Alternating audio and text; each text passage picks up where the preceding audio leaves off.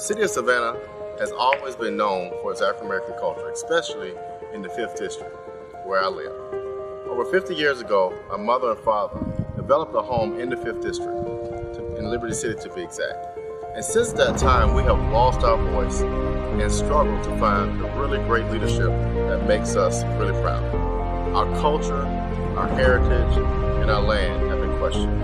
But if you join me, Robert Bryant, next year in 2023, we can get to work and believe in change that we can all be proud of. So join me, let's believe in the change, and together we will make the District 5 strong. Thank you. All right, happy Sunday, Savannah. Happy Sunday, Georgia, and happy Sunday to the residents and the voters of Savannah's 5th District. I am Dr. Robert G. Bryant, your next alderman for the 5th District. I'm so excited, you all, because in a few weeks, on November 7th, you will have an opportunity to share your voice, to let your voice be heard through your vote. And I humbly hope that my work and the things I have done as far as sharing ideas and meeting you in your community have allowed you to see the vision forward that we together have set for the 5th District.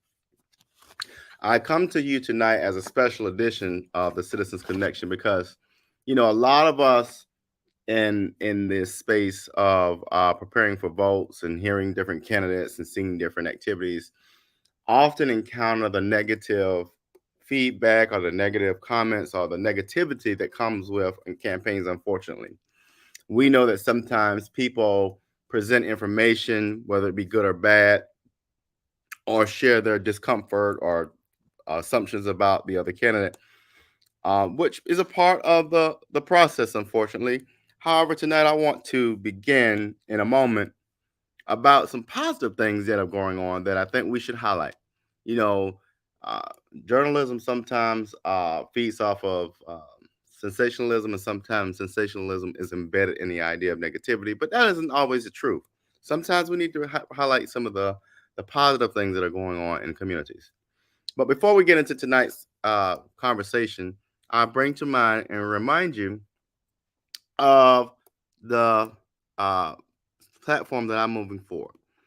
You know, uh, don't mind my nails. I had a black cupcake last night, and the icing is still up under my fingernail. So I don't want y'all to be like, "Oh my God, he didn't wash." I do, but next time I know not to eat anything with black icing. That was interesting. I won't go into that, and I'm going to talk about that. But here's a platform that I set for protecting our community, valuing our community, making sure that we have the representation of the voices of the 5th District at the planning table, and accessing resources to grow the 5th District as well as the city of Savannah. So that's the platform, and many of you have heard it, seen it, and I will be doing some more work to be in the communities because up until voting day, we are going to work. And as of voting day, when the numbers hit and we win this election, we being the citizens of the 5th District, we are going to move a new vision forward. But let me start on tonight's topic. So I want to begin, y'all, with last evening. For the first time in a long time, at least as I can remember, really, we had a great opportunity to just celebrate life, to celebrate one another, and to celebrate someone's birthday. Some of you may or may not know Mr. Alan Maynard. A lot of people call him Maynard. And I met this gentleman, I think the last time Warnock was running right after COVID. And just great ball of energy. He's a great person, really smart guy, and just always willing to help the community, always out here finding things to make things better, and always being encouraging of people, regardless if he is on your side or not. He's very encouraging and just does a great job for the community. The one thing I really enjoy about Alan Maynard is the fact that uh, he's always trying to find ways to uplift people. Always trying to find ways to help people. And I believe in making sure that we highlight people that doing good things, right? Sometimes people along the campaign trail tell me, you need to focus on your campaign, but we also need to focus on people who are doing good things. We also need to focus on people who are going to make this thing of life, the puzzle, become a picture. And we make the puzzle become a picture when we highlight people that bring different skill sets to the table. None of us have it all together. None of us have all the talents. But when we take those pieces of the puzzle and put it together, we have a bigger picture. That's called vision. But last night, Alan had a birthday celebration where he wanted to do, and he did. It was a wonderful event. He had a lip sync contest, and it was candidate versus candidate. And people who were not running for city council and people who were running for city council had a chance to present a lip sync battle. And y'all, it was just fun. Alan put on a really great opportunity, really great event where people were able to laugh, celebrate one another. And as always, what I love to see when candidates can come together in a moment to just celebrate and enjoy life. We don't take time enough to enjoy one another. Um, and so, one thing I want to point out too are the candidates over in the third district, where and the second, where you had Tia and Taylor hanging out. Nobody's in this thing to hurt one another or to have rivalries. We all have the same kind of vision. We just have different ways of getting there. So shout out to Tia and Taylor. Excuse me for my sinuses. But in the third district, you had Clinton and Todd there, and just good stuff, just all around good stuff. And so, as always, we know Rashida Edwards put on a stellar show. I made my comment about Rashida on Facebook, and again, I'm going to shout out people because they are doing good stuff. I love celebrating good stuff. But she just always is above and beyond because she thinks above and beyond, and so we need to celebrate people. But thank you, Alan, man. I wanted to start with this because Alan took the time to use his birthday as an opportunity for good. And that's what we want on city council, y'all. We want to lead by example. I think Alan set an example for it that we haven't seen in a long time. Use the opportunities that we have for good. I want to go back to a vote where city council had maybe the last session where historic properties were on the conversation, right? On the table for conversation. And I think the wrong vote was taken. Right? How could that opportunity have been one for good?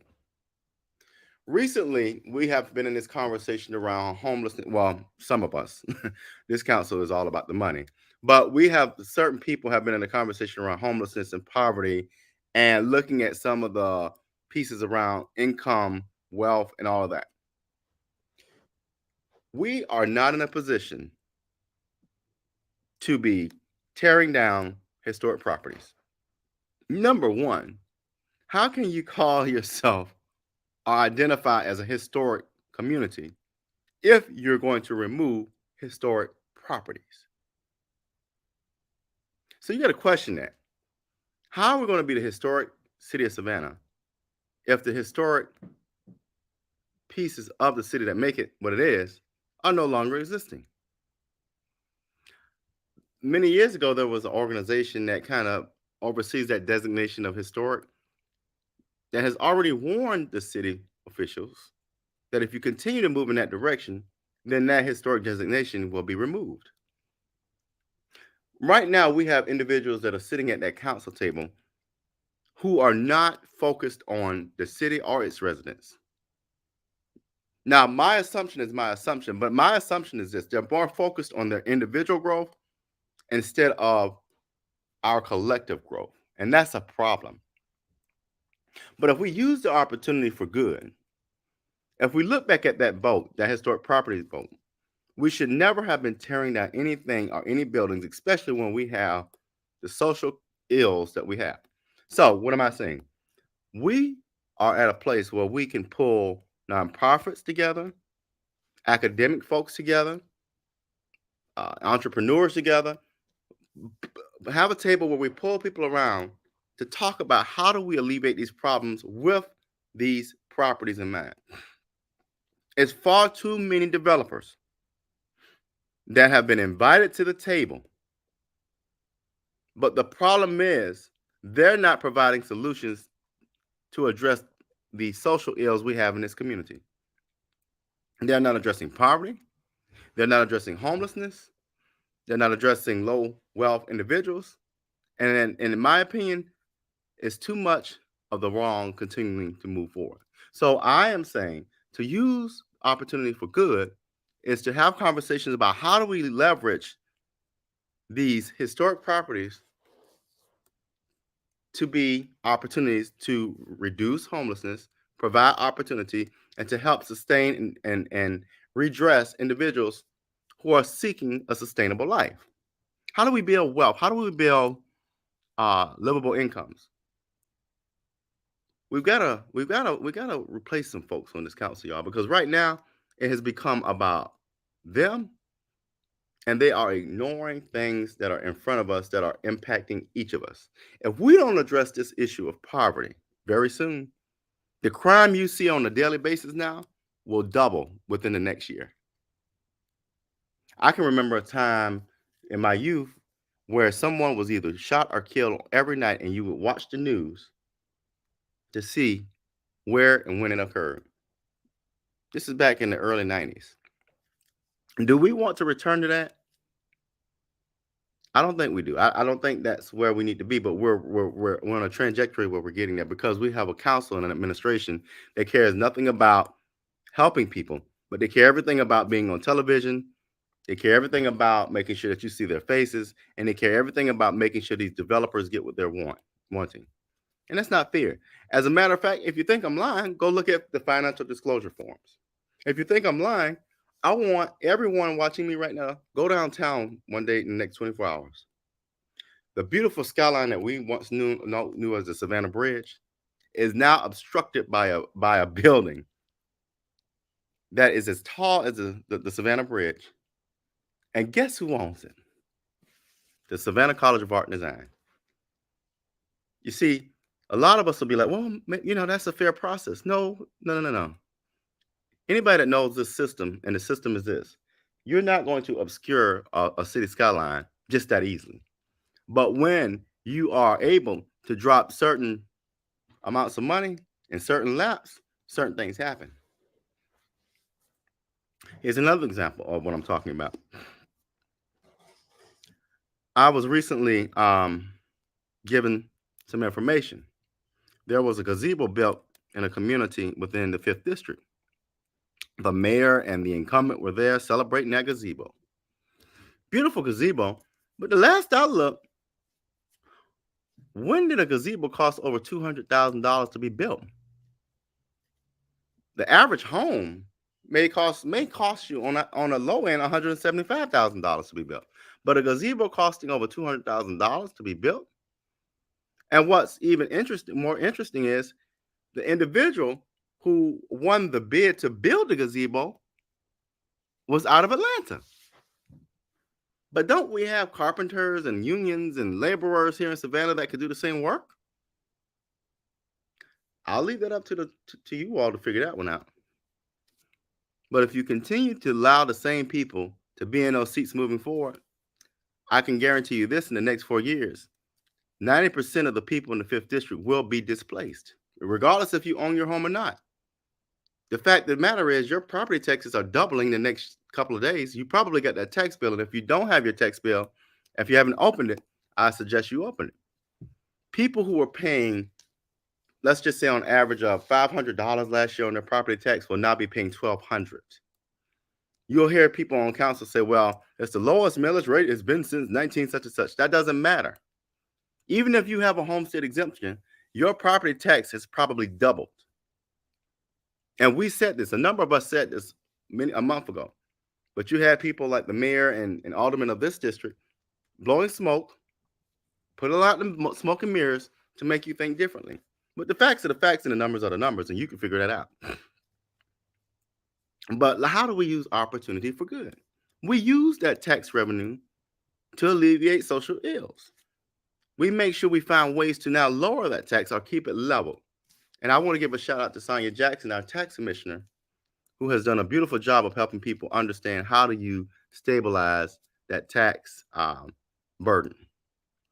But I'm going to go to a commercial break, and I'm going to come back and talk about some other good things that we're seeing in this election cycle that need to be raised so people can understand and see what's truly going on. So you all hold tight. We'll be right back.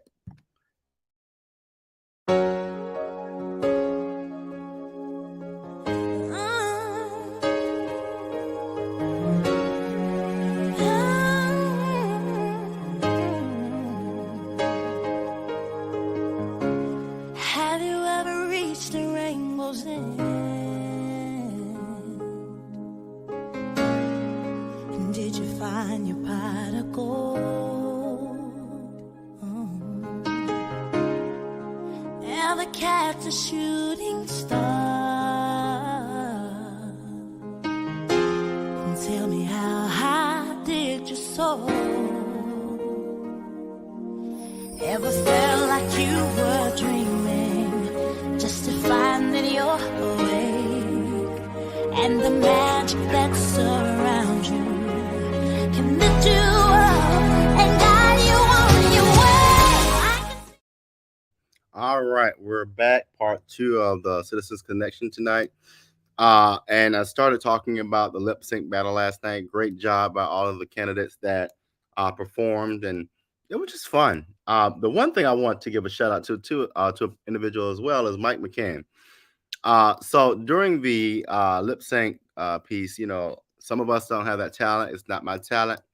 And Mike, during the show, was asking all the candidates that were there to consider participating in this idea where we would get up and sing "We Are the World." You're talking about a show of unity, y'all. A show of unity, and it wasn't fake; it was real. It was myself, Taylor, Todd, Rashida, Alicia, Mike, Clinton, and Tia Brightwell. I'm going to show this picture. This is what we want, y'all. This is what we want. And I know some of y'all are going to say, well, that's how the last council started out. Well, I can't tell you what they did, what they didn't do, and who was there. I wasn't there with that. But last night, there was an energy with everyone. It wasn't about, who was better or best or all the stuff. It wasn't about the rhetoric. It was about the moment.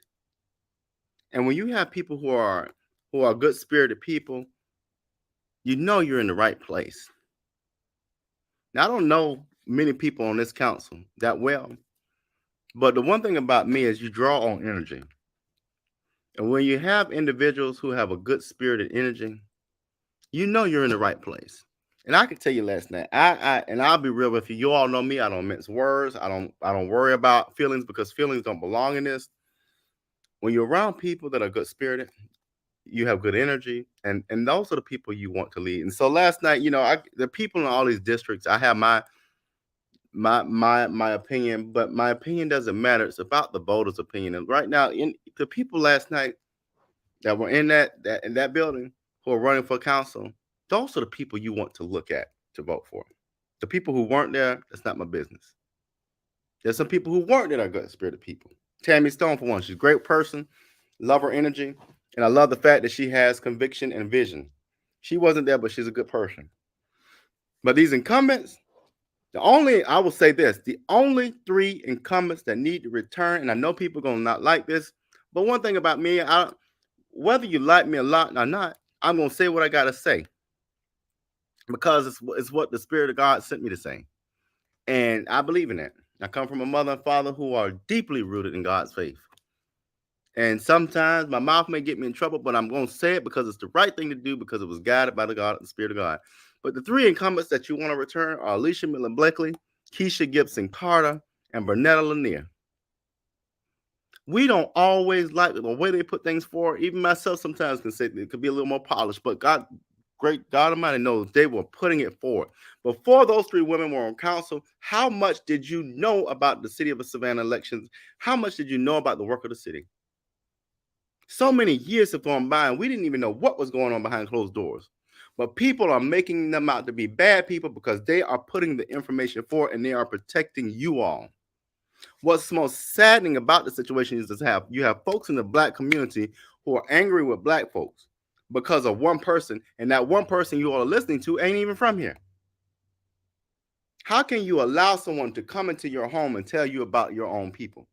That's equivalent to somebody coming into your house, telling you something about your child, and you not even investigating the information to find out if it's true. That's equivalent to somebody coming into your home, talking about your sibling, and you not even investigating the information to see if it's true. So stop believing everything you heard, because guess what? Keisha, Alicia, and Bernetta are born, raised, and bred from Savannah, Georgia. You can't go wrong with those folks. They care about this community, but most importantly, they care about you. That's what we want for this city. But I won't talk about them because it's not about that. I want to talk about the fact that we deserve people from this city who are going to protect the city and who are going to protect the residents of the city. Before I get too far about that into that, I'm going to come back to that very point in a minute. But I will forget if I don't say what's on my mind at the moment. I do want you all to keep in mind that there will be a debate of all the city council candidates who are running for the district level post. It's coming up. I will be debating the incumbent. I'm looking forward to it. On October 2nd, it will be streamed on WSAV's channel 3, at WSAV channel, their online location, but also it will be held at Georgia Southern University's Armstrong campus. Shout out to Georgia Southern University, my university, where I've earned my I got a little spot here, where I've earned my bachelor's degree and master's degree many years ago. So I am an alum. I am a true Blue Eagle. Shout out to them. And I'll come back to that in a moment because I understand that some folks seem to think they know me so well. But the problem is, and for this incumbent needs to realize this. If you know me so well, then when you're telling people about me, make sure you have the right information. That's so interesting to me. You think you know me, but you don't. And that's unfair. But I'm going to tell you in a moment who I am. But going back, you all, to this idea of who's for Savannah, who's not. That's the main question here. Who is for Savannah and who is not? And I'm going to come back in a moment to address that very question. But hold tight. We're going to do a quick commercial, and I'll be right back. Hi, I'm Dr. Robert Bryant, and I'm running for Savannah City Council in the 5th District. Leadership requires dedication and commitment to a community, not the advancement of oneself or the catering to those who already have generational wealth. In the 5th District, we have issues, and I intend to address all of them, from the fairgrounds debacle to the redistricting of property to satisfy developers, to our history of flooding and our community services and stronger engagement. Our district is and has always been the heart of Savannah. We have too rich a history in this city to not have the proper elected representation needed to help us flourish. Our current representative has been distracted and lost sight of the issues facing the 5th District. The 5th District can't take 4 more years of someone who doesn't care about the constituents or their expectations.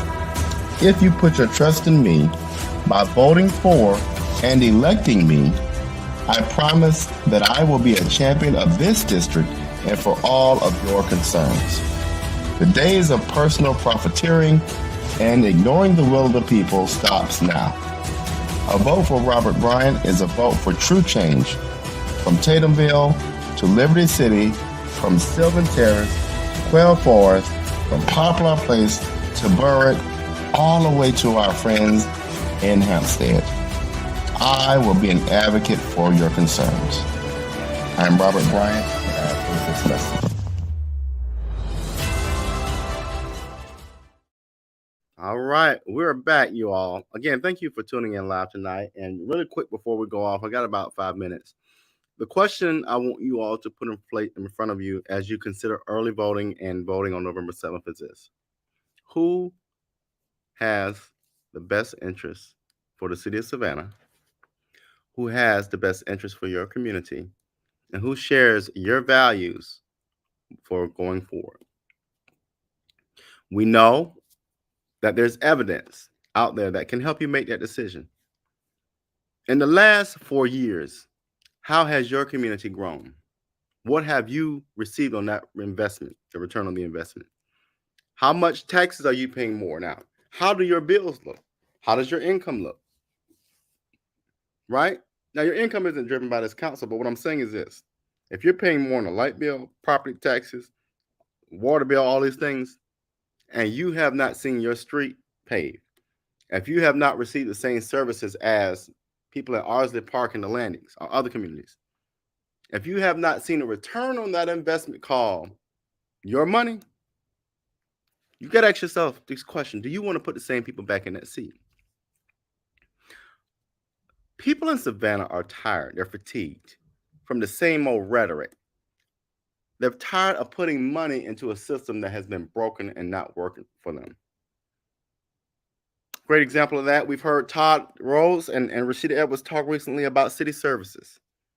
There are communities in this city where the street sweeper will come out twice a week to make sure the streets are nice for tourists. But I live in Liberty City, and I can tell you it's good if you see them once a month. That's not fair. The residents of Savannah deserve more than the tourists because the city residents live here daily. That's what this thing matters about. For over 40 years, we've seen flooding. If you get a light rain over here, I can guarantee you that street by the Bangville post office is going to flood. And you mean to tell me we haven't solved that issue yet? Folks, you got to really start looking at the day-to-day results that we're getting. I'm a person of higher education, which means I think about outcomes all the time. What is the outcome? If this happened, then these things should occur. If I elect a representative for city council, the outcome should be improved services, better conditions, comfortable living, less crime. You see what I'm saying? What are the outcomes? So for the past 12 years, the outcomes have been none. And I beg you to show me what have been the results of that investment. I'll make this great comparison right now. The one thing I will say that I will do different is what I say in front of you all in meetings and on these broadcasts is what I will say behind closed doors. I will not go behind closed doors in executive session and say something opposite of what is said to you in public. I will not go talk about the fairgrounds and make deals with developers and then come back and tell you, well, we had to do such and such. That is not true. I will not make a vote to raise taxes if I know there's not a return on an investment. I will not side with developers knowing that communities like Sylvan Terrace and Tatumville and Fowler Park are going to lose out on that conversation. I will not hurt the residents of Savannah just for the sake of my self-benefit. I will not accept money from contractors who are paid to do business with the city so that they can get a vote in their favor. That is wrong. I will not sit there and allow bureaucracy and red tape to limit nonprofits and legacy nonprofits to continue to win. And I will not close the door to people and nonprofits who are helping us solve the issues in our communities. I will stand with you, Savannah, and I will stand with the residents of the 5th District. And I will allow you to hold me accountable. That's what we don't have now. Will we make mistakes? Yes, we will. Will we work collaboratively? Yes, we will. But most importantly, we will have real, measurable outcomes. And that's what I'm going to talk about me in this platform really quick. So let me start by reintroducing myself. So some people think I'm not from Savannah. Let me be very clear about who I am. And you're hearing it here live from the horse's mouth. I am Dr. Robert Bryant, born and raised in Savannah's Liberty City community. I'm a product of the public schools where I went to Largo, Tibet, Durand Middle School, and graduated from Windsor Forest High School. After leaving Windsor Forest High School, I went on to Georgia Southern University, and I also did one semester at Howard University in Washington, D.C. After going to Howard, realizing that wasn't a fit, I came back to Georgia Southern, graduated with a degree in public relations. So I earned my Bachelor of Science in Public Relations, went on to get a Master's of Education in Higher Education Administration, where I then took my first job at the University of Georgia, and then earned a Doctorate of Philosophy in Adult Education, where I wrote a dissertation and did my own research in the professional learning of chief diversity officers in higher education. From that point on, I've always done work in diversity, equity, and inclusion spaces, where at one time I served as the vice president for diversity, equity, and inclusion at a liberal arts college. I now work at Clemson University, where I raise donor dollars, where I raise money for diversity, equity, and inclusion programs on campus. I work remotely because that has been a question as well. Unlike some candidates, I don't lie on official documents at all. So I live in Savannah, back at my childhood home, and where I help now working with being the full-time caretaker for my mother in partnership with other agencies and individuals. That's who I am. Do I live in South Carolina? No, I don't. Do I work remotely? Yes. Because those have been questions. And I don't mind answering questions, but the problem is this. Stop being out here assuming and ask the question. But most importantly is the now. And this is the now. This is the vision forward. What you can do right now, you can measure me on each of these ideas. You can measure me, meaning you can put a check mark by it and say, he did this, that, and the other. So let me use this fourth bullet here, accessing resources for our growth. This is how you measure that. On November 7th, you have an opportunity to make a choice. And when you elect me to be on this council, one of the things I definitely want to see different, as I said earlier, is to remove the red tape and bureaucracy so that we can get nonprofits and other folks with entrepreneurial spirits in this conversation around alleviating social ills in our community.